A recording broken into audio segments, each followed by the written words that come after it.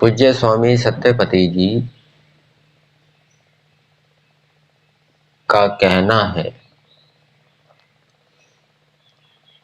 कि विद्यार्थी भी आचार्य की उन्नति चाहे।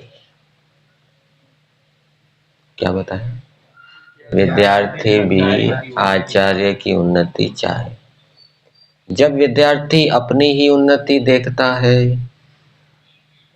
तो इससे आचार्य को अच्छा नहीं लगता, उसे दुख होता है। ये क्या है? अप्रिय आचरण। इसी प्रकार से इसको थोड़ा हम और व्यापक कर लें। यदि हम केवल अपनी ही उन्नति देखते रहें, स्वार्थी बने रहें, दूसरे की उन्नति की ओर ध्यान ना दें, तो दूसरे व्यक्ति भी क्या है, हमें अच्छा नहीं मानेंगे, हम उनके प्रिय नहीं बनेंगे। तो वेद का संदेश क्या है कि व्यक्ति को सबका प्रिय बनना चाहिए। और सबका प्रिय कब बनेगा? जब व्यक्ति अपनी उन्नति के साथ साथ दूसरे की उन्नति भी चाहेगा और यथाशक्ति उसके लिए प्रयास करेगा। और ये आचार्य के ऊपर भी लागू हो जाता है कि आचार्य भी केवल अपनी उन्नति ना देखे, वो भी विद्यार्थियों की उन्नति चाहे।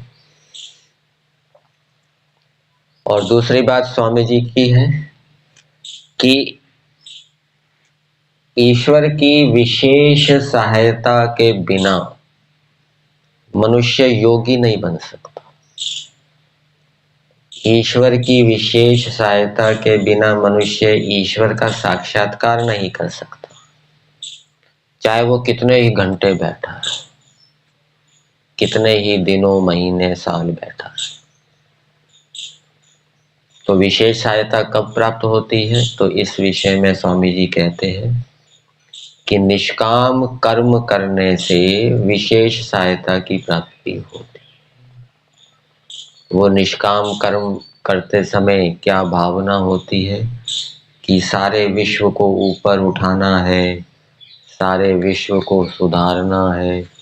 ऐसी भावनाएं जब व्यक्ति के अंदर होती है, इन भावनाओं से युक्त होकर व्यक्ति जब निष्काम कर्म करता है, दूसरे को उठाने का, सुधारने का प्रयास करता है, तब उसको ईश्वर की ओर से विशेष सहायता मिलती है।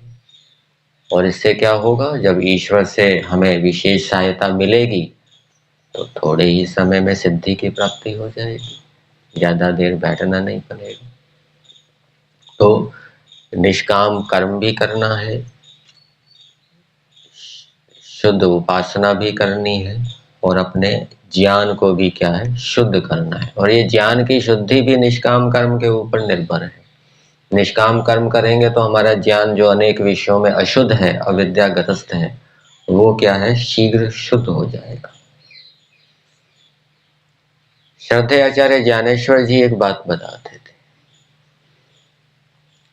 कि जैसे लौकिक व्यक्ति धन को बढ़ाता है, संपत्ति को बढ़ाता है, अधिक से अधिक धन कमाने का प्रयास करता है, वैसे ही आध्यात्मिक व्यक्ति को अपनी आध्यात्मिक संपत्ति बढ़ानी चाहिए।